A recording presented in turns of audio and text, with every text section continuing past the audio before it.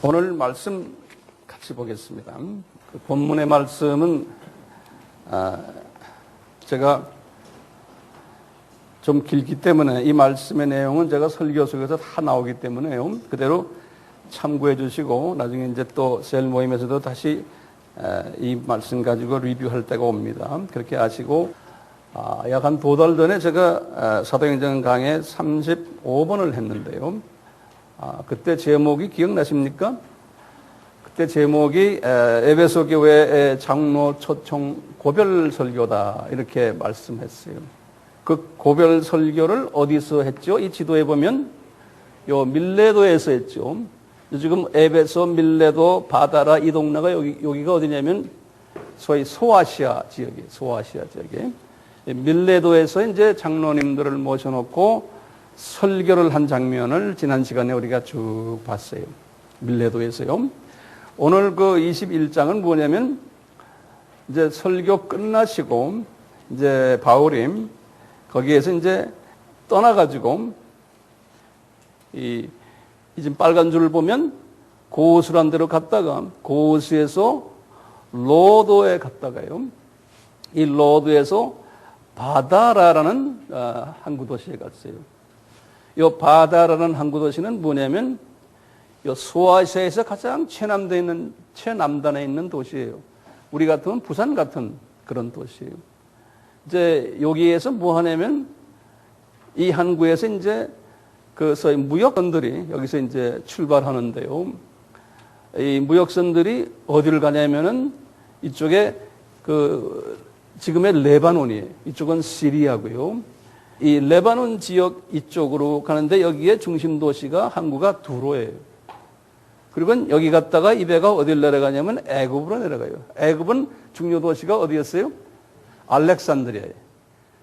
그러니까 이제 이쪽 지역에 이 소아시아 터키 남단 지역에 비즈니스 하는 사람들이 이 바다라에서 이제 배를 타고 저리 가는 거예요. 이 거리가 약 한 600km 되는 거예요. 그 당시에 이 엔진도 아닌 배가 말이죠.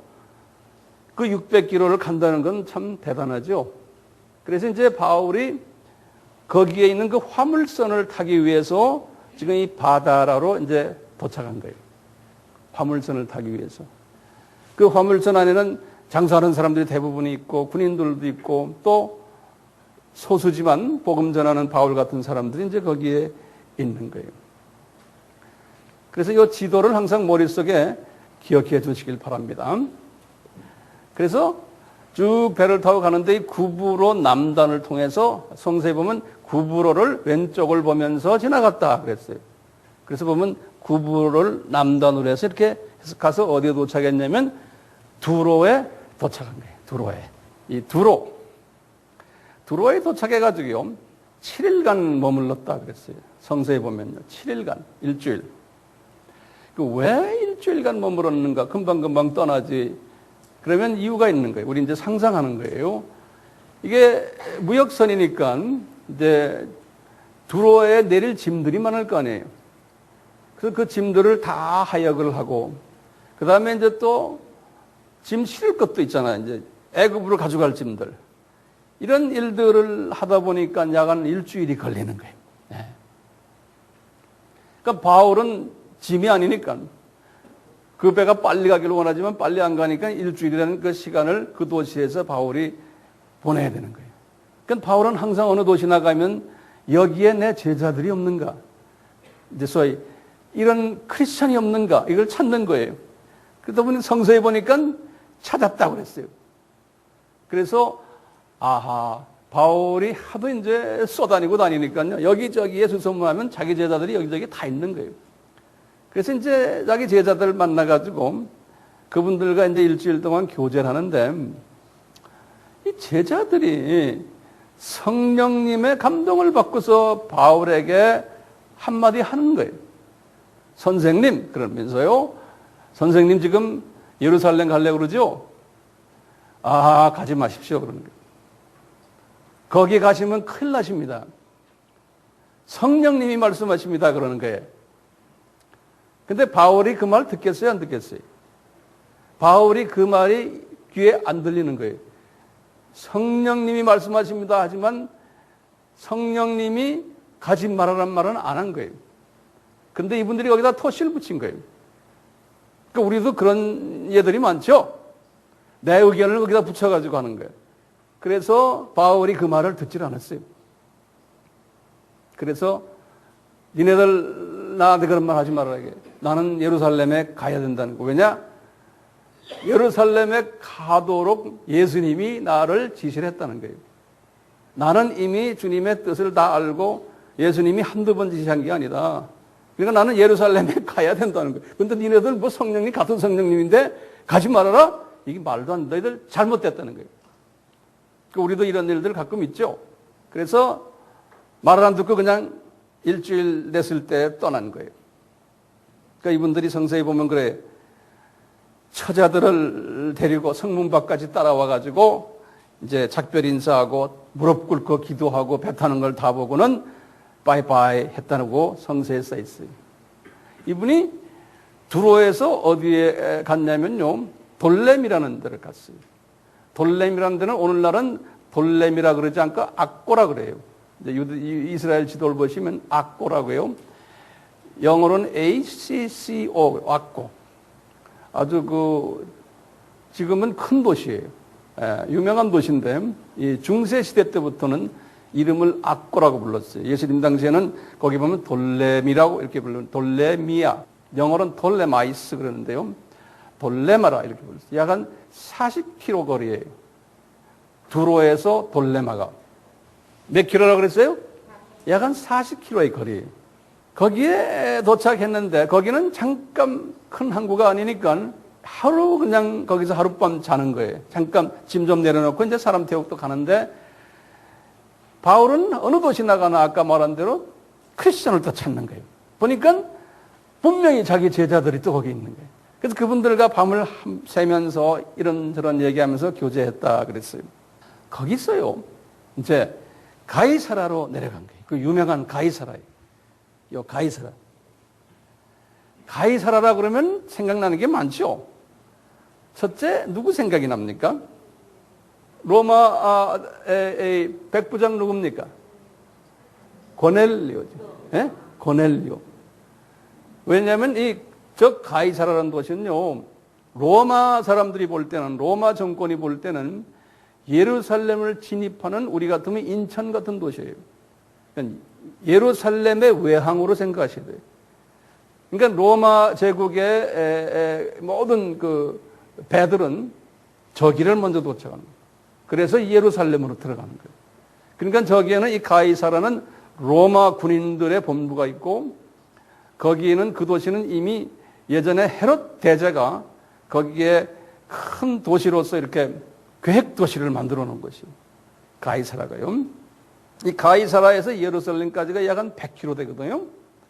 100km 정도 돼요. 근데 이 가이사라예요. 로마 군인들 분명히 거기 있고요. 이제 앞으로 우리가 가이사라에 대한 이야기를 앞으로 이제 많이 할 거예요. 나머지 시간들은 오늘 말고요. 거기에 바울이 누구네 집에 들어갔냐면 빌립 집에 들어갔어요. 가이사라예요. 빌립이 거기에 사는 거예요. 그럼 우리가 이제 빌립 하면요. 성서에는 유명 인사 빌립 두 사람 이름이 나와요. 그러니까 어느 빌립인지 우리가 알아야 돼요. 첫째 빌립은 누구냐면 예수님의 제자 중에 한 사람이 있어요. 빌립. 사도예요. 사도 빌립. 이 사람은 요한복음 1장 43절부터 그 주의를 보면은 이 사람이 이제 안드레와 베드로와 같은 고향 사람이에요. 벳세대 사람이에요. 근데 이분들이 빌립을 예수님을 소개했거든요. 빌립에게. 그래서 빌립은 또 누구를 소개했냐면 나다니엘을 소개했어요. 그래서 이제 빌립이 그만큼 예수님께 이렇게 사랑을 받았던 사람인데 나중에 제자가 된 후에 빌립이 엉뚱한 소리 한 번 하는 경우가 있어요. 우리 잘 아는 요한복음 14장 8절인데 빌립이 이런 말을 했어요. 예수님, 아버지 좀 보여주세요. 이런 말 하는 사람이에요. 이 사람이. 예? 이런 빌립이에요. 우리가 말하는 지금 이 빌립은 이 빌립이 아니에요. 이 빌립이 아니고 어느 빌립이냐면 사도행전 6장에 우리 알지요. 7 집사 기억나시죠? 7 집사 중에 한 유명 인사예요. 그 7 집사 중에서 2분이 유명하거든요. 2분이 아주 진짜 사역자들이었어요. 한 분이 누구냐? 스데반, 2번째 빌립이에요. 근데 요 빌립이요. 어떤 분인가 하면요. 요 빌립이 예루살렘 교회가 흩어진 다음에 빌립도 집사님이었지만 교인이 흩어지니까 자기도 흩어진 거예요. 흩어져가지고 이 빌립이 어딜 갔냐면 이 빌립이 사마리아 지방으로 올라갔어요. 사마리아 같은 우리 같으면 북한 쪽이죠. 사마리아 지방에 올라가가지고 이분이 전도를 하는데 그 사마리아 사람들에게 전도를 하는 거예요. 또는 이방인들, 거기에 있는 이방인들에게 전도를 하는 거예요. 그러니까 이방인 선교사 역할을 하는 거예요. 그러니까 많은 사마리아 사람들이 개종을 하는데 그 중에 유명한 그 점치는 사람, 시몬이라는 사람이 마술사가 개종하는 사건을 성서에서 이제 이렇게 기록해 놨어요. 근데 이렇게 빌립이 이렇게 개종하는 일들이 이방 사람들에게 하는 소식을 예루살렘에 있는 베드로와 그 제자들이 듣고는 베드로와 요한을 사마리아에 파송하는 이야기 알죠? 올라가 봐라. 그래서 이제 올라가서 보니까 빌립이 이렇게 하는 거예요. 그래서 이분들도 덩달아 같이 이제 이분들에게 복음을 전해서 많은 기적들이 일어났어요. 그리고는 이 베드로와 요한이 더 북쪽으로 올라가면 좋은데 이분들이 거기에서 끝내고는 다시 예루살렘에 내려갔다 그랬어요. 우리 다 이런 거 공부했죠? 예루살렘에 이분 내려가서 선교 마인드가 좀 없어진 것 같아요. 그러니까 예수님께서 빌립을 딱 부르면서 하는 소리가 빌립아, 저 양반들은 아직 좀 시간이 좀 가야 돼. 네가 내가 준비한 사람 하나가 있다. 그 사람 네가 가서 만나라. 그래서 이분이 예루살렘 밑으로 해서 지금 가자 지방에 그 나라 가는 그 입구에 내려가 보니까 누굴 만나요? 에티오피아 내시를 만나요. 왕궁의 내시를 만나는 거예요. 그래서 이제 이분을 보고만 해서 이분이 세례받고 크리스천이 되는 거예요. 이 에티오피아 내시가 그런데 그 당시에 그 가마에 타서 읽는 게 뭐냐? 이사야서 53장을 읽는 거예요. 그러니까 어떻게 에티오피아 사람이 이사야서 53장을 읽고 있나 이거예요. 당신 예루살렘 왜 갔다 오느냐? 이제 이렇게 우리가 상상할 수 있는 거예요. 그 거리가요. 제가 이렇게 거리를 재보니까 2,400km예요. 아디스아베바에서요 예루살렘까지 거리가 2,400km면 미국의 뉴욕에서 LA 거리예요. 세상에 그 거리를 말차 타고 말이죠. 가는 이유가 뭡니까? 그것도 예루살렘에 가서 예루살렘 성지순례를 왜 갑니까? 그 사람이? 그러면 우리가 이런 생각하는 게 어떻게 에티오피아 사람이 유대 종교에 심취해가지고 2,400km를 가야 되냐 이거예요. 그러면 이런 생각 나지 않아요? 아하, 이분이 팔라사구나. 이 팔라사 출신이구나, 이 사람이. 이렇게 볼 수 있는 거예요. 근데 팔라사는 구약을 믿는 에티오피아 사람들 아니에요? 근데 이제 신약을 믿는 구약의 이사야서 53장이 예수 그리스도 이야기라는 것을 깨달은 거예요. 그래서 무릎 꿇고 세례받는 거예요. 그러니까 이 사람이 에티오피아 들어가서 이제 에티오피아의 에티오피안 오토닥 철치, 한국말로 말해 에티오피아 정교회를 만드는 역할까지 하는 거예요.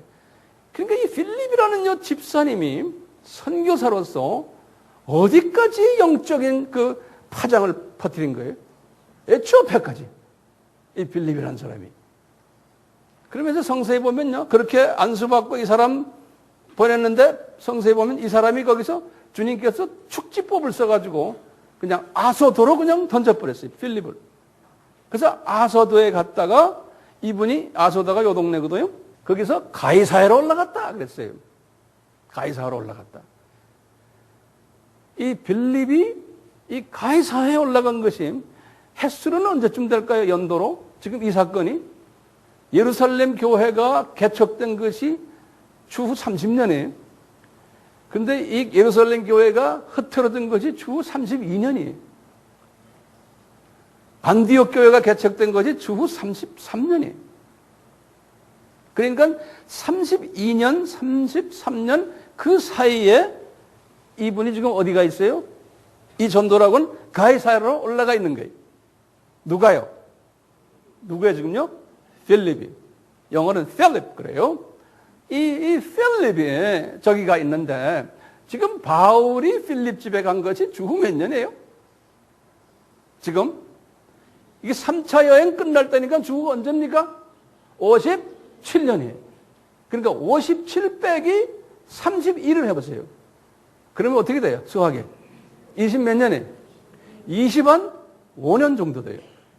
이 필립이 25년 동안 뭐 했냐면 가이사를 중심으로 해가지고요. 이 밑에 가자 지역부터 해서 죽에서 두로 이 안디옥 이 지역 이 해변가 이방인 전도 선교사였던 거예요. 이 필립이. 그러니까 20한 5년 동안 그 동네만 집중적으로 선교했던 사람이 필립이었어요.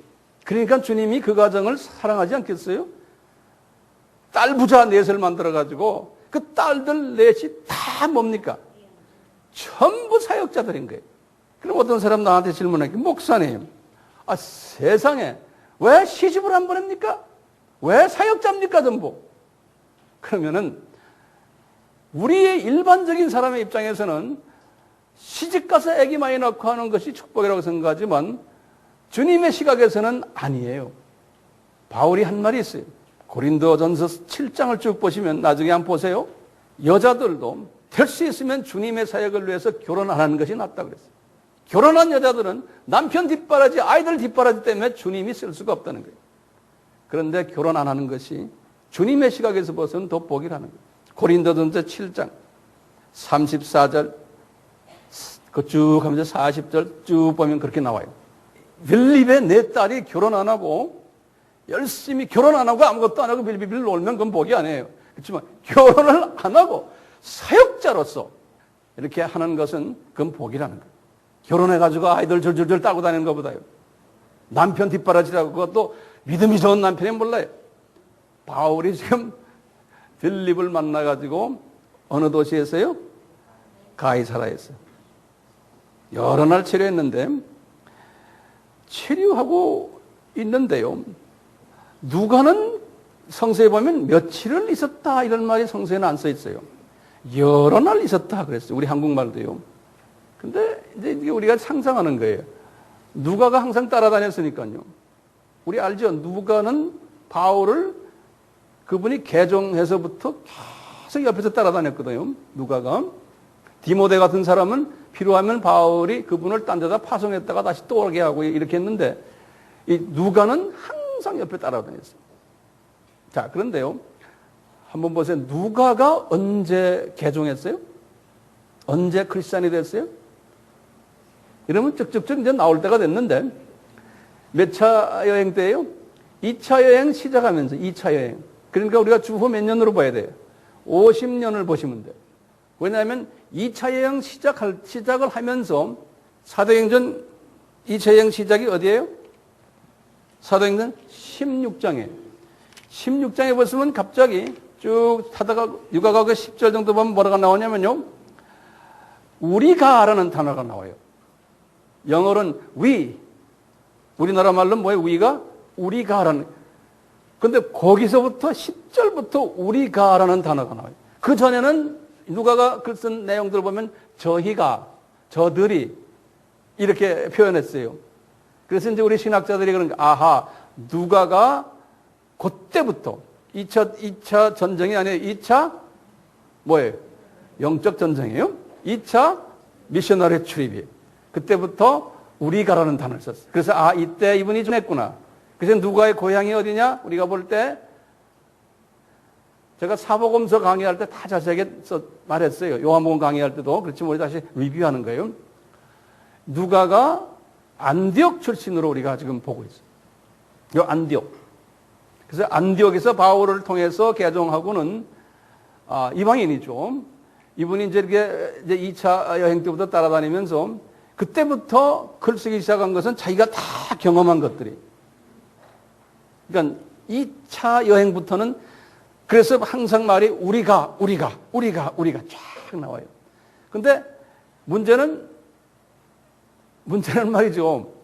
누가가 성서에서 책을 2권 썼잖아요. 누가복음 쓰고 그 다음에 사도행전 썼어요. 자, 그런데 누가복음은 언제부터 언제 이야기해요? 사복음서는 예수님의 탄생부터 주전 4년부터 예수님의 승천까지 이야기를 쓴 거예요. 그렇죠? 그러면 주전 4년부터 주후 몇 년까지? 주후 30년까지 쓴 거예요. 근데 그 기간은 누가가 크리스찬이었어요? 아니었어요. 그러니까 이걸 어떻게 썼냐, 이 사람은 자기 경험한 것도 아닌데. 그러니까 많은 인터뷰를 하고 사람들 만나고 성령님이 조명해 주심이 있고 이래가지고 쓴 게 누가복음이에요. 그러니까 누가가 다른 복음서도 참고를 하고 다 해서 성령님이 이제 누가복음이 사복음 중에 가장 자세하게 써 있어요. 자, 그런데 이제 사도행전을 보면은 사도행전은 주 30년부터 시작을 해서 쭉 해서 주 몇 년도까지의 이야기가 사도행전 이야기예요. 로마 감옥에 들어가는 그 순간까지죠. 그걸 주 60으로 보면은 그러니까 주 30년부터 주 60년까지 30년의 이야기가 사도행전 이야기예요. 근데 그 중에서도 지금 주 이분이 개종한 것이 50년이니까 50년이라는 것은 2차 여행부터예요. 그러니까 2차 여행 전 이야기는 이분이 잘 모르는 거예요. 자기가 경험 안 했으니까. 근데 이분이 항상 생각에 사도행전 지금 1장부터 15장까지의 이야기는 자기가 경험한 게 아니에요. 그렇죠? 그렇기 때문에 가장 그 당시에 있었던 사람들을 찾아내는 거예요. 그 중에 한 사람을 지금 찾아낸 것이 빌립을 찾아낸 거예요. 왜 그렇게? 빌립이, 그렇죠. 빌립이 예루살렘 교회의 집사님이고 디아스포라 출신으로. 그래가지고 쫙 이분이 사마리아 전도하고 에티오피아 내시 이야기고 하니까 최소한 사도행전 6장, 7장, 8장의 이야기들은 빌립과 관계되는 이야기들이에요. 그러니까 이분이 빌립과 이때 빌립 집에 들어가가지고 한 며칠 있은지 모르죠. 빌립과 깊은 대화를 했을 거예요. 이분이 기자 출신이니까 아주 그냥 이런 질문 저런 질문 하면서요. 그래가지고 이 사도행전 6장, 7장, 8장을 쓰지 않았나 이렇게 보는 거예요. 그것이 어디에서 데이터가 들어왔나? 이 빌립을 만나가지고 이번에. 나중에 이제 예루살렘까지 가가지고 예루살렘에서 다시 가이사랴 가서 가이사에서 2년을 있어요. 바울이. 그럴 때도 이 누가는 따라다니면서 가이사야만 아니고 아마 예루살렘을 중심으로 해서 이 여기저기에 이 기자처럼 말이죠. 정보 수집하라 2년 동안 다녔을 거예요. 누가요? 누가가.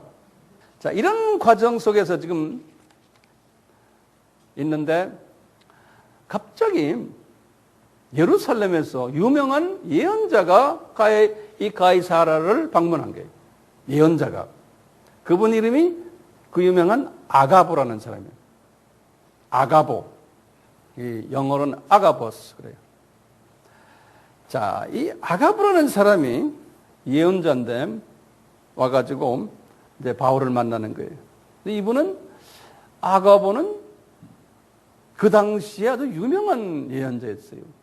이분은 순회 예언자라고 보시면 돼요. 순회. 여기저기 다니면서. 바울이 개척한 곳 여기저기 좀 많잖아요. 이런 데를 다니면서 이분이 예언해주고 하는 그런 일을 하는 모양이에요. 기억나십니까? 바울이 안디옥 교회에 전도사로 갔을 때가 주 몇 년이에요? 45년이죠. 그렇죠? 그래서 45년에 안디옥 교회에서 사역을 하고 있는데 아가보가 도착한 거예요. 안디옥으로. 그래가지고 하는 소리가 거기에서 이분이 아가보가 예언을 하는 장면이 있어요. 사도행전 11장 27절에서 30절이에요. 그러니까 이게 주후 몇 년이에요? 주후 45년이에요. 이럴 때 하는 소리가 이분이 예루살렘에 기근이 일어날 거다. 그래서 먹을 거 없게 될 거다. 그랬더니 이분의 말에 그대로 맞아가지고 예루살렘에 기근이 나가지고 그 해에 바울과 바나바가 헌금을 걷어서 예루살렘으로 내려가는 장면 기억나세요? 그 말씀이 여기 있는 거예요. 그러니까 이제 아가보가 아주 예언을 잘하는 분이에요. 이런 경험이 있는 분인데 이분이 지금 주 57년이에요, 지금이요. 바울이 빌립 집에 와 있는데 57년에 이제 3차 여행을 끝나려고 마무리 지으려고 와 있는데 이분이 달려온 거예요. 아가보가 어디로 왔어요? 가이사라로 이제 온 거예요. 와가지고 바울을 딱 쳐다보더니 예언하는 거예요. 바울 혁대인데 가죽 혁대가 아닌 것 같아요. 아마 헝겊 혁대 같아요. 왜냐하면 손발을 다 묶었으니까요. 자기 가죽 혁대 가지고 그게 묶어지지 않죠. 하여튼 자기 손발을 묶으면서 뭐 하는 말이 그 띠를 묶으면서 하는 이 주인이 헝겊 주인이 띠 주인이 예루살렘에 가면은 이렇게 되는데 그래갖고는 이렇게 묶여가지고 이방인들에게 넘겨줄 거라는 그런 예언을 딱 하시는 거예요. 그런 예언을. 이 예언을 딱 했는데요. 지금부터 잘 들으세요. 오늘 굉장히 중요한 이야기를 제가 지금 하고 있습니다. 이 예언을 딱 듣는 순간에 우리가 그랬어요. 성서에 보면요. 12절 보면 그랬어요. 우리가. 그 다음에 우리와 같이 있는 다른 사람들도 거기 있는 사람 다 이야기하는 거예요. 전부 다가 한 가지. 우리가 하니까 누구까지 포함돼요? 누가도 포함되는 거예요. 누가도. 예? 우리가 거기에 빌립까지 다 포함되는 거예요. 우리가 빌립의 딸들까지 다 포함되는 거예요. 하는 소리가 뭐냐면 예루살렘 가지 마십시오. 그러는 거예요. 그러니까 우리를 포함해서 거기 있는 사람들 다가 하나같이 바울 보고 예루살렘 가지 마십시오. 거기 가시면 당신은 안 되겠습니다. 선생님 안 되겠습니다. 그러니까 이제 13절에 바울이 대답하는 장면이 있어요. 너희가 어찌해서 내 마음을 이렇게 상하게 하느냐 이거예요. 나는 예수님의 이름을 위해서 혈박받는 것만이 아니고 죽을 것도 각오가 돼 있는데 너희들 나 앞에 왜 이런 소리 하느냐 이거예요. 그러니까 나는 가야 된다는 거예요. 그러니까 이분들이 그냥 꼬리를 딱 내리는 거예요. 꽉 내리곤 하는 소리가 주님의 뜻을 이루소서 이렇게 말 한마디 하는 거예요. 이 바울의 영권을 거기에서 보여주는 거예요. 영적 지도자의 영권을. 그리고는 며칠 있다가 바울의 말대로 이제는 짐을 뿌리고 예루살렘에 가는데 갈 때 한 형제를 데리고 가는 거예요. 가이사에 살고 있는 형제인데 그 성서에 보면 그랬어요. 15절 16절에 나손이라는 형제예요. 나손이라는 형제를 데려가는 이유가 뭐냐? 그 형제가 예루살렘에 집이 하나 있는 거예요. 그래서 그 형제 집에서 머물기 위해서 그 형제가 열쇠를 가지고 있는 거예요. 그래서 이제 바울은 이 나라 저 나라 다니면서 항상 남의 집에서 살아야 되잖아요. 그럴 때마다 이렇게 준비된 사람들이 있었어요. 그래서 예루살렘에 도착한 것이 이제 오늘 본문의 마지막 절이 16, 17절이에요. 예루살렘에 도착했어요. 이 스토리 가지고 우리가 주님이 우리에게 주시는 메시지들이 많아요. 자, 첫째 메시지가 뭐냐면요. 이 바울이요, 예루살렘으로 들어오는 장면인데, 바울이 1차 여행, 2차 여행할 때는 예루살렘에 가지 않았어요. 이 3차 여행 끝나면서 바울이 예루살렘에 입성하는데, 이 입성하는 장면을 누가가 쫙 이렇게 서술을 했는데요. 이 서술 장면을 보면요, 예수님이 십자가 달리시기 위해서 예루살렘에 입성하시던 그 장면과 똑같아요. 그거를 누가복음을 쓰면서 똑같은 모습으로 표현했어요. 그러니까 누가는 이 바울을 보면서 예수님의 진짜 종이구나 저 사람. 그것을 표현하기 위해서요. 그래서 제가 칠판에다가요. 그 입성의 유사점 6가지를 여기다가 적어놨어요. 그리고는 누가복음에 나오는 말씀, 사도행전에 나오는 말씀.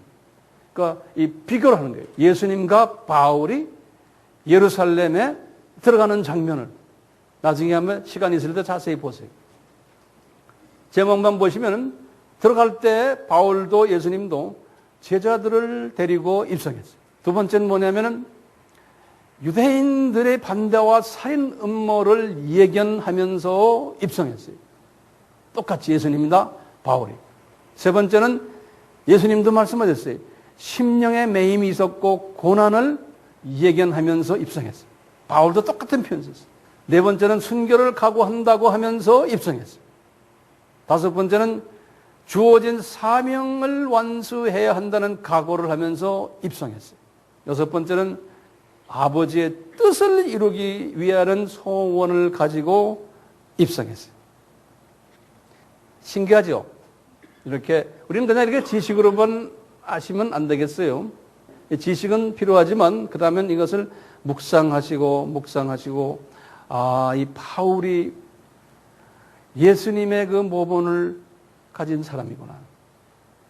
우리도 나도 이런 대열에 들면 얼마나 좋을까라는 이 말씀을 묵상하시면서. 자, 그렇다면 또 다음 제목이 바울이 왜 동료들의 권고를 듣지 않고 예루살렘을 방문해야 하는 거예요.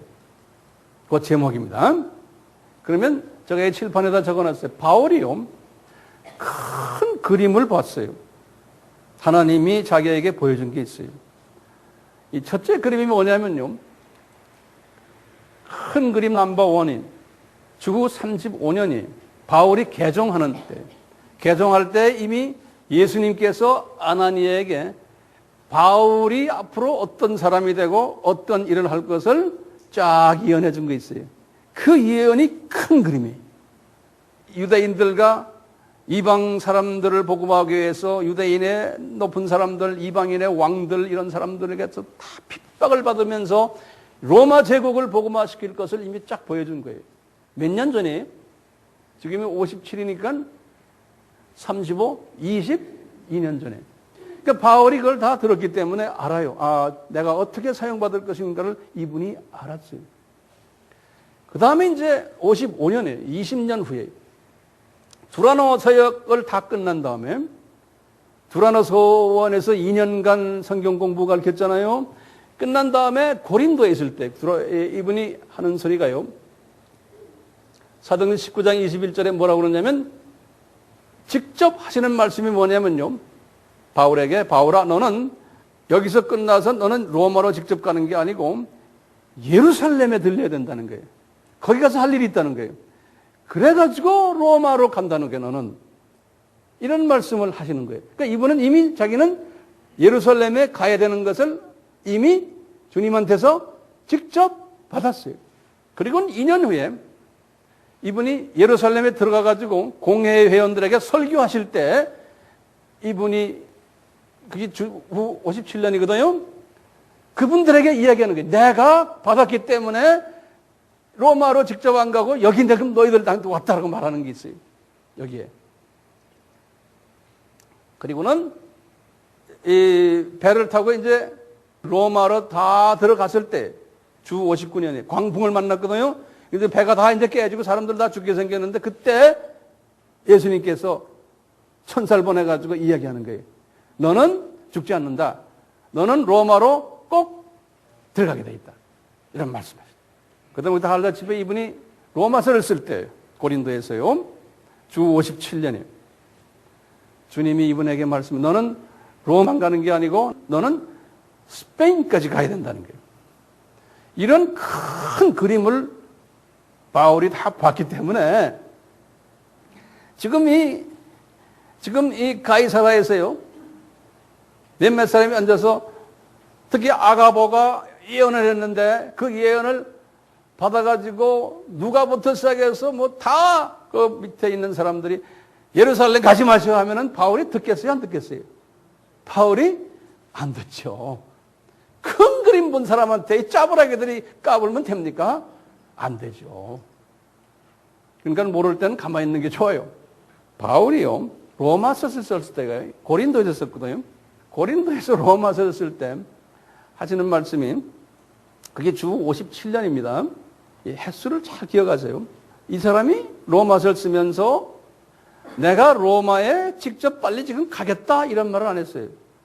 이분이 왜 이분이요 예루살렘으로 들리지 않고 주 57년에 로마서를 쓰시곤 그 길로 로마를 갔으면 거기 그냥 배 한 번 타면 가까이 있는데 왜 안 가고 3년 동안 딴 데로 갔다가 예루살렘도 갔다가 가이사랴 갔다가 3년을 소위 낭비를 했을까요?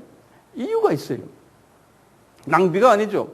우리 예수님께서 이분에게 너는 로마에 직접 가는 게 아니고 예루살렘에 들렸다가 가야 된다는 그 메시지가 있었기 때문에 하지만요.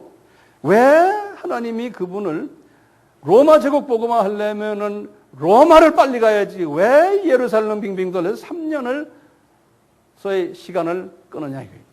그 이유가 있는 거예요. 첫째 이유는요. 이분이 예루살렘으로 가야 되는 첫째 이유가 뭡니까? 고린도 교회에서 헌금을 받았어요. 기억나요? 예루살렘 교회가 지금 가난하니까 헌금 배달해줘야 되는 의무가 있는 거예요. 그것은 그렇게 중요한 의무가 아니에요. 중요한 지금 이유가 아니에요. 이제 나중에 계속 우리가 보겠지만요. 이제 다음 시간 계속해서요. 이분이 예루살렘에 들어가가지고 예루살렘에 있는 공의회 회원들과 제사장들과 서기관들 이분들에게요. 담대하게 예수 그리스도에 대한 복음을 전했어요. 그래서 많은 사람들이 개종했어요. 그러니까 주님께서는 이미 그분들을 개종시키기 위해서 다 준비해 놓으신 거예요. 그러니까 바울이 가야 되는 거예요. 예루살렘에 가서. 예루살렘에서 그런 개종 사건들이 일어났던 거예요. 이것을 준비해 놨기 때문에 이분은 가야 되는 거예요. 근데 거기에서 그게 다 된 다음에 주님이 그분을 붙잡아 가지고요. 어딜 데려갔냐면 가이사라로 데려간 거예요. 저 가이사라로 예루살렘에서. 가이사에 가가지고요. 2년 동안 있었어요. 2년 동안 있으면서 거기에 있는 로마 군인들 보고만 하고요. 고넬리오 만나가지고 또 같이 또 합동 작전을 하고요. 가이사라에 있는 총독이에요. 유대 총독. 그 총독도 보고만 시키고. 또 나중에 이제 그 지역의 왕이 있었어요. 아그리빠 왕이라고요. 그 사람도 보고만 시키고. 이러면서 그냥 주님이 그냥 그 로마 제국의 핵심 하위 계급들을 보고만 시키는 일을 이때 한 거예요. 그리고는 거기에서 가이사라에서 배를 타고는요. 가이사라에서 배를 타고는 이탈리 로마로 가는 거예요. 이게 성서에서 이렇게 쭉 보면 약 한 6개월 걸렸어요. 배 타고. 그 말이 6개월이죠. 그 돛담배를 타고 말이죠. 돛담배가 아니죠. 그래도 좀 화물선 같아요. 거기에 로마 군인들이 많이 있었거든요. 근데 성서에 보면 거기에 배 탄 사람이 몇 명이냐면 276명이라고 그랬어요. 276명은 바울 팀들을 포함해서요. 그래도 한 50명 정도는 로마 군인들과 죄수들과 장사꾼들일 거예요. 6개월 동안 말이죠. 이분들을 복음화시킨 거예요. 6개월 동안. 배가 막 광풍을 만나가지고 막 다 죽게 됐을 때 나중에 이분들이 바울의 영권에 의해서 바울 말을 잘 들었다고 했어요. 이렇게 해서 이제 6개월 동안 주님의 그 선교의 목적이 있었기 때문에요. 이렇게 했고 전부 3년을 주님께서 그걸 하기 위해서 3년을 바울에게 주신 거예요. 그래가지고 이 3년 동안에 한순간도 낭비하지 않고 이분이 예수 그리스도를 전한 거예요. 아가보의 예언에 대해서 한번 잠깐 좀 봅시다. 아가보의 예언이 정확했어요? 안 정확했어요? 아가보 예언은 정확했어요. 문제는 해석에서 문제가 온 거예요. 그 예언을 받은 사람들의 해석이 아가보도 해석하는 데에서 본인도 실수를 했어요. 가지 말라고 해석한 거예요. 나중에 거기에 대해서 우리가 좀 자세히 분석을 할 텐데요. 이 분석 전에 자, 좀 적어보세요. 예언에 대해서 좀 이야기해봐요. 이 예언은 성령님의 은사가 한 30여 가지 있는데 그 중에 한 은사에 고린도전서 12장 10절에 보면은 예언이 은사 중에 하나예요. 그런데 고린도전서 14장 4절에는 예언의 목적이 적혀 있어요. 바울이 분명하게 썼어요. 뭐냐면 교회의 덕을 세우기 위함이다 그랬어요. 교회라는 것은 에클레시아, 크리스찬들의 모임이에요. 두 사람이 모여도 그건 교회예요. 그러니까 덕을 세운다는 말은 뭐냐면요. 영어로는 edify라는 뜻인데요. 그분이 영적으로 자라나게 하기 위해서 힘을 받아서 자라나기 위해서 그런 말이 덕이라는 말이에요. 덕 세운다는 말이에요. 그러니까 예언을 해줌으로써 이 사람이 더 힘을 받아서 자라나게 하기 위해서 예언을 한다는 거예요. 그래서 고린도전서 14장 3절에 아주 분명하게 바울이 제시를 했어요. 그러니까 구약의 예언과 달라요. 신약의 예언은 이 세 부분이 목적이라는 거예요. 그러면서 뭐냐? 3절에 보면 14장 3절에 덕을 끼치고 교회에 또 권면하게 하고, 권면이라는 건 encouragement이에요. 다시 말하면 encouragement가 한국말이 뭐죠? 격려. 그 다음에 안위, 영어로는 comfort. 그러니까 위로해주는. 다시 말하면 덕을 끼친다는 것은 힘을 준다는 소리, 자라나게 하고, 두 번째는 격려해주는 거, 세 번째는 편안하게 안위를 해주는, 요 세 것이 목적이라는 거예요. 예언이. 고린도전서 14장 몇 절이에요? 3절에 그랬어요. 자, 이 예언의 정의를 한번 내려보면요. 예언은 좁은 의미에서는 하나님의 말씀을 받아가지고 입으로 이렇게 말해주는 거예요. 장래일을 말해주는 거예요. 그게 예언이죠. 넓은 의미에서는요, 예언이 설교하는 것도 성서 가르치는 것도 예언으로 포함시킬 수가 있어요. 설교에 하면서 장래일을 이야기해주고 가르치면서도 마찬가지예요. 제가 이렇게 성서를 쭉 보니까요, 최소한 한 7가지로 예언이 나타나는 거예요. 7가지로 예언이요. 첫째 보시면 예수님이 직접 비전으로, 환상으로 나타나가지고 그분에게 이야기하는 게 있어요. 얼마나 좋겠어요. 예를 보면 바울에게 나타난 사도행전 23장 11절, 아나니아에게도 그랬고 9장 10절이, 아브라함에게도 내 민족이 이방에 400년 동안 갔다가 노예가 됐다가 올 거다. 그것도 다 예언이 아브라함의 직접 여호와 하나님께 직접 드는 거예요. 모세도 마찬가지. 모세를 부르실 때도 직접 여호와 하나님이 나타나서 출애굽기 3장 1절에서 12절이에요. 두 번째는요, 천사가 나타나서 직접 하는 경우도 있어요. 사도행전 27장 23절, 24절 광풍을 만났을 때 천사가 직접 나타나요. 그 다음에는 성령님이 비전으로, 환상으로 보여주는 게 있어요. 우리 잘 아는 바울이 마게도니아 환상 본 거예요. 16장 9절. 또 10장 17절은 베드로가 이방인 음식을, 동물을 먹는 환상을 본 거예요. 이게 다 예언들이에요. 예언들. 이게 환상으로 보여준 거예요. 바로 왕이나 또는 느부갓네살 왕이 꿈을 꿨잖아요. 그 꿈으로도 또 예언을 해주시고, 이런 꿈으로 보여주건 그 해석을 이제 하는 거죠. 느부갓네살 왕의 해석은 누가 했어요? 다니엘 했죠. 그 다음에 바로 왕의 꿈은 누가 해석했어요? 요셉이 했죠. 이렇게 예언해 주는. 또 직접 하나님의 말씀을 우리에게 주시는 경우가 있어요. 딱 말씀을 읽다가 묵상하다가 말씀으로서 주님이 딱 이거다 하고 줄 때가 있어요. 6번째로는요, 이제 직접 음성으로 들리게 해주는 게 있어요. 영의 귀가 열리는 거예요. 영의 귀가 열리면요, 영계에서 돌아가는 소리가 다 들리는 거예요.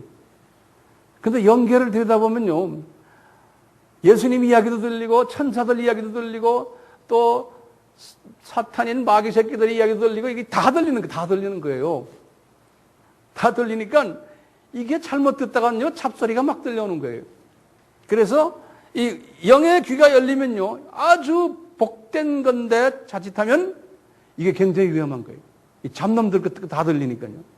그래서 영의 귀가 열리는데 두 가지가 있어요.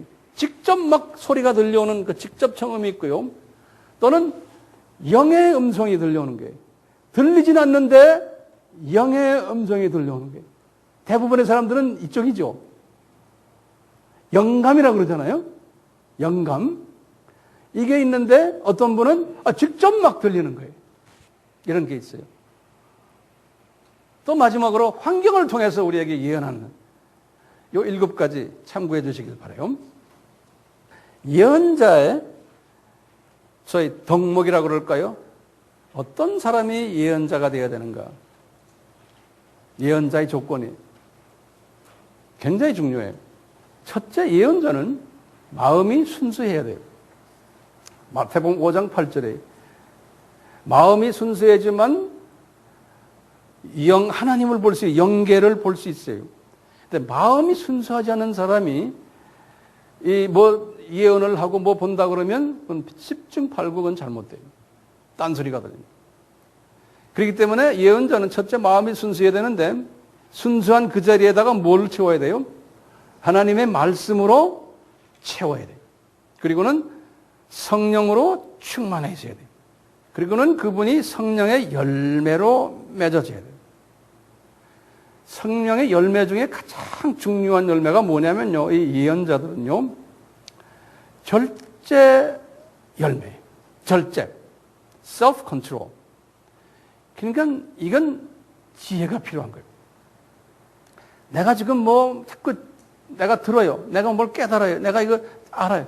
그럴 때 절제를 하지 않으면 내가 이렇게 했을 때 이것이 어떤 영향을 줄 것인가? 왜냐하면 듣는 사람들이 다양한 사람들이기 때문에 그걸 그때 깨닫고는 내가 말하지 말아야지. 그 말하지 말아야지는 누가 가르쳐줘요? 말씀과 성령으로 충만한 있는 사람이 열매 맺었을 때 따라오는 절제의 그 열매가 있어야 돼요. 우리말로 하면 입이 무거워야 되는 거예요. 입이 가벼운 사람은 예언의 은사에서는 힘들어집니다. 꼭 나중에 문제가 생깁니다. 그러니까 주변에 이제 예언하는 사람이 있으면 중보를 해 주셔야 돼요. 말씀 공부 철저하게 하고 순수해야 되고 그렇기 때문에 진짜 예언자인가 거짓 예언자인가 구별 방법이 있어요. 어떻게 구별해? 첫째, 그분의 인격을 볼 필요가 있습니다. 성령의 9가지 열매가 맺혀 있는가? 무리한 사람인가? 거짓말 가끔 슬슬하고 라이프스타일 보니까 별거야. 나보다도 못해. 그러면 그런 사람 수천 번 예언해도 들으면 안 돼. 말하는 거 보면 한 10분만 덕시 이야기해보면 금방 알아요. 알 수 있어요, 없어요? 우리 AMI 교인들은 그거 모르면 우리 교인이 아니죠. 딱 보면 알아야 됩니다. 기도 많이 한다, 금식 많이 한다, 뭐 많이 한다. 제가 한마디 할까요? 영어로요? I don't care. 그런 거 저는 안 봐요. 기도 많이 한다는 사람은 굉장히 위험해요. 누군 기도 안 하나요? 자기만 한다고. 기도는 24시간 하는 게 기도예요. 24시간 예수님 쳐다보고 있는 게 기도예요.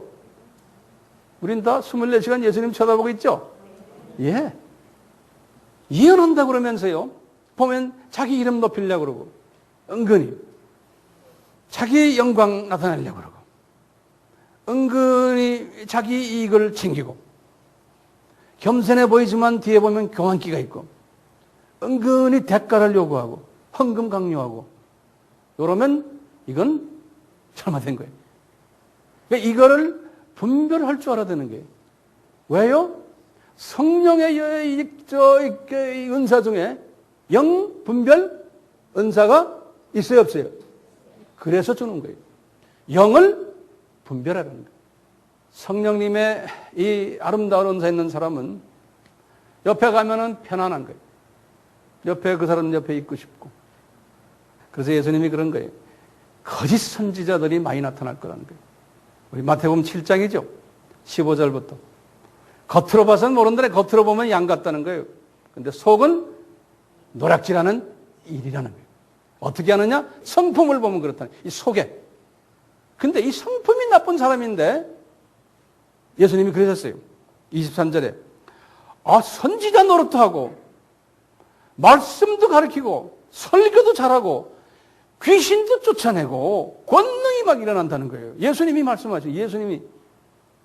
그런데 이게 다 가짜라는 거예요. 자, 그러면 이 권능은 어디서 나타나는 거예요? 잡놈들도 권능 일으킬 수 있어요. 마귀 똘마니 들도요. 다 해요. 병 고쳐요. 방언도 막 해요. 기적 일으켜요. 다 해요. 다. 선지자요. 성경 잘 알아요. 예언하고 다 해요. 귀신이요. 다 쫓아내요. 센 귀신 불러다가 저놈 쫓아내면 지네끼리 또 도망갔다 지네끼리 왔다 갔다 해요. 다 이름을 예수님의 이름으로 한다고 예수님이 그랬었어요. 내 이름으로 한다고 그랬어요. 예? 그러니까 이게 잘못하면 이게 깜빡하는 게. 그러니까 예수님 이름 지 아무리 해야 소용없는 거예요. 뭘 봐야 돼요? 그 사람의 인격을 보셔야 돼요. 과연 예수님의 성품에 닮아 있느냐. 그 인격은 어떻게 형성돼요? 말씀을 해요. 사람이 순수해지면서 단순해지면서 말씀으로 성령 충만으로 인격의 열매가 생겨나야 되는 거예요. 이런 사람 많지가 않은 거예요. 과거 2000년 교회 역사 속에서요, 이런 거짓 선지자들이 엄청나게 많이 나왔어요. 그래서요, 하나님의 자녀들을 많이 혼돈시켰어요. 왜냐하면 이 사탄의 그 강한 도구 중에 하나가요, 교회를 무너뜨리는 도구 중에 하나가 이 예언의 은사예요. 이 사탄이 이것을 엄청나게 좋아하면서 사용을 많이 해왔어요. 그렇기 때문에 여기에 대한 반발 그룹들이 기독교 안에서 나왔어요. 다시 말하면 이 근본주의 사람들이라는 게 영어로는 펀더멘털리스트라고 그래요. 이 근본주의 경건주의자들은 뭐냐면요, 이 예언의 은사가 교회를 많이 어지럽기 때문에 아예 예언을 하는 것을 완전히 이 사탄의 자녀로서 딱 박아버린 거예요. 그러니까 예언은 그것은 1세기 때에 성서 말씀이 없었을 때에 있었던 거지, 하나님의 말씀이 나온 후에는 이 예언의 은사는 이것은 사탄이 하는 거다. 이렇게 딱 교리로 박아놓은 거예요. 지금 이렇게 주장하는 사람들이 꽤 많아요. 다시 말하면 예언 은사 폐기론자들이에요. 이 사람들이 오면서 이것을 어느 성경을 딱 갖다 대느냐면요, 요것도 다 거기다 적어 놓으세요. 고린도전서 우리 사랑장 13장이죠.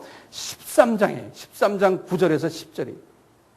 거기에 그것만 딱 잘라 말하면 그분들의 의견이 맞아요. 그렇지만 이 전체를 보면 그분들이 내가 보기엔 틀렸어요. 그 9절에 뭐라고 그러냐면 보세요. 우리가 부분적으로 알고 부분적으로 예언하니 온전한 것이 올 때는, 그 온전한 것이라는 말은 하나님의 말씀을 잊어보는 거예요. 부분적으로 하던 것이 폐하리라.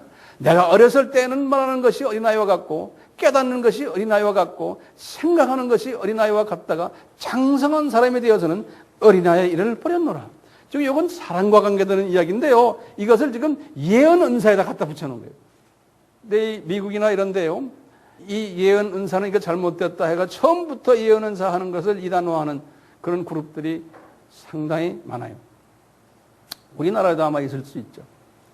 그만큼 이 예언 은사가 교계를 강타하는 아주 특별한 은사이기 때문에 그런 거예요. 지금 오늘날 세계적으로요, 이 직접 지금 청음으로 음성을 듣는 사람들이 종종 여기저기에 굉장히 많아요. 우리나라만이 아니에요. 어느 나라나 요새요. 그런 사람들이 굉장히 많아요. 그러니까 영계에 들어가가지고 영계 음성을 막 듣는 거예요. 예수님이 지금 나한테 말씀하십니다. 들어요? 들립니다. 그 저 안에 또 천사들이 뭐 수천 천사들 말하는 소리가 막 남대문 시장에 떠드는 것처럼 다 들립니다. 예? 근데 또 이렇게 보니까 또 마귀 새끼 말하는 것도 들어요. 이제 구별이 잘 안 됩니다. 이런 사람 많아요. 아프리카 가도 유럽에 가도 우리 선교지에 가도 그런 사람 많아요. 그래서 이제 듣는 건 분명히 영의 귀가 열린 건 분명해요. 이 영의 귀가 열린 거예요. 그러니까요, 이것이 잘못된 게 아니에요. 주님이 주신 은사예요. 들리는데 이것을요, 그 안에 있는 작은 소리들을 구별하는 능력을 가져야 돼요. 우리가 지금 사람의 말, 우리의 이 말도 구별하는 능력을 가져야되듯이 그 영계의 음성도 구별하는 능력을 가져야 되는 거예요. 그 능력을 가지려면 어떻게 해야 돼요? 말씀에 깊이 들어가야 돼요. 체계적으로 말씀 공부하고, 체계적으로 복음적인 메시지를 듣고, 예수님에 대한 이 이야기에 대한 기독론이 체계적으로 잘 돼 있고, 그러니까 전신갑주로서 우리가 딱 무장해 있어야지만 이것이 구별력이 생겨요. 분별력이. 영계의 분별력이 생기는 거예요. 그게 안 들어오면요, 자기 개인 의견이 거기에 들어가고, 잡놈이 이야기하는데도, 아, 그건 예수님이 말씀하셨다, 이렇게도 막 이러다 보면 이게, 구별을 못하면 그러는 거예요. 그렇기 때문에 이런 은사를 가진 사람들은 꼭 옆에 영적 지도자가, 카운슬러가 옆에 붙어 있어줘야 돼요. 그런데 나는 그런 사람 필요 없어. 나는 직접 들어요. 저 직통계시라는 사람들 있죠? 이게 문제가 생기는 거예요. 꼭 목사님이라고 해서 다 믿으면 안 되잖아요. 목사님이 이 연계, 이런 걸 아는 사람. 이런 데 깊이 들어간 그러한 영적 지도자와 카운슬링이 항상 옆에 있어줘야 돼요. 그래서 항상 교만하지 못하게 말씀 전해주고, 항상 이게 조정을 잘 해줘야 되고, 그분을 진단해주고, 이러면서 잘 가져야 돼요. 저는 이런 경험을 많이 한 사람이에요. 한 30년 동안입니다. 그런 사람을 제가 많이 카운슬링 해보고, 그런 사람의 깊게 다 들어가 보고요. 저도 이런 연계를 제가 다 나도 경험한 사람이에요. 그러니까 내가 자신 있게 이야기하는 거예요. 그래서요, 이 예언에 대해서 예수님께서 바울에게 가이드라인을 제시했어요. 예언에 대해서. 특별히. 데살로니가 교회가 이 문제가 있었기 때문에 데살로니가 교회에 에게 보내는 편지 5장이 데살로니가 전서 5장 12절에서 22절이 한번 성서 한번 다 열어봐 보세요. 데살로니가 전서 5장 19절에서 22절이. 자, 거기 이제 19절 보세요. 19절, 20절 제가 읽습니다. 예수님께서 바울에게 그러는 거예요. 성령을 소멸치 말라. 특별히 예언을 멸시치 말라. 그랬어요. 이 말은 무슨 말이냐면 이걸 우리 가이드라인에 잘 따라야 돼요. 누가 예언을 해요. 그러면 나 예언 듣기도 싫어. 난 그거 이단이야. 이렇게 하지 말아라는 거예요. 누가 예언한다 그러면 그분의 예언의 말을 성령님이 하신다라고 어떻게 하라는 거예요? 먼저 한번 받아라는 거예요. 그게 겸손한 사람이에요. 누가 무슨 말을 해도 예언의 말이 들려오면은 그렇습니까? 저 얘기 하시는군요. 딱 받아라는 거예요. 소멸하면 안 돼요. 반대하거나 거절하지 말고 겸손히 받아라는 거예요. 그게 첫째 조건이에요. 근데 21절 보세요. 근데 범사에 헤아려라 그랬어요. 이게 한국말이 기가 차게 써놨어요. 영어로는 뭐라 되어 있냐면요. examine everything carefully 그랬어요. 그거를 한국말로 범사에 숫자 헤아려라는 그런 소리가 아니에요. 헤아려란 말은 examine 하라는 거예요. 테스트 하라는 거예요. 헬라말로는 뭐라 써있냐면 도키마테째 그래서 도끼로 쳐라는 소리예요. 예? 도끼 마제테 그랬어요. 테란 말은 뭐냐면 명령형이에요. 명령형. 그러니까 명령형을 할 때 뒤에 TE가 들어요. 테 그러면 명령. 그것은 이건 이거 해도 되고 안 해도가 아니 꼭 뭐 해야 돼? examine 해라. 그런 거예요. 다시 말하면 테스트해라. 분별하라. 도끼마체 되면 입증하라. 조사하라. 이런 소리예요. 범사에 해라. 그건 모든 것 범사란 말은 everything이에요. 모든 예언은 받아주되 그걸 가지고 examine, 테스트 하라는 게 이게 진짜냐 가짜냐를. 자, 그런 문제가 생기는 거예요. 그러면 뭘 테스트를 어떻게 해요? 내 실력도 없는데. 네? 어떻게 테스트해요? 그러면 바울이 테스트 기준을 준 게 있어요. 아까 줬죠? 고린도전서 14장 3절이. 고린도전서 14장 3절이 뭡니까? 이 예언은 이웃을 위해서 하는 건데 첫째, 덕을 끼치느냐? 이거 딱 보는 거예요. 덕 끼친다는 말이 뭐예요? 이 예언을 통해서 저 사람이 자라나느냐? 영적으로. 도움이 되느냐? 두 번째 뭐예요? encourage 하는 거예요. 격려가 되느냐? 저 사람이. 세 번째는 comfort. 위로가 되느냐? 편안해지느냐? 요 세 부분을 가지고서 테스트 하라는 거예요. 그래놓고 21절에 뭐라 그러냐면 뭐예요? 좋은 것은 취하고 악한 모든 모양이라도 다 버려라. 그런 거예요. 그러니까 이 기준에 딱 들어온 것은 봐서 이것은 됐다 이 기준에. 그러면은 취하고 이게 아니다 하면 어떻게 하라는 거예요? 무슨 모양이라도 다 버려버려라는 거예요. 듣지 말라는 거예요. 지 아무리 누가 뭐라 그래도. 자, 그러면 여기에 또 위험도가 하나 있는 거예요. 분명히 하나님이 말씀인데 저분을 통해서 했는데 내가 버려버렸어. 예를 들어서. 그러면 주님이 싹 웃으세요. 우리 미워하죠. 주님은 이 가이드라인에서 했는데 내가 볼 때 가이드라인이 아니다. 그러니까 나 안 들어. 이렇게 할 수 있는 주님도 그래. 만약에 주님이 너 이것 꼭 해야 돼. 이것 순종해야 돼. 그러면 주님이 다른 방법으로 그분에게 또 주세요. 사랑으로. 오케이? 그러니까 내가 봐서 내 마음에 평강이 없어요. 그러면 버려버려야 되는 거예요. 예언의 가이드라인 됐어요?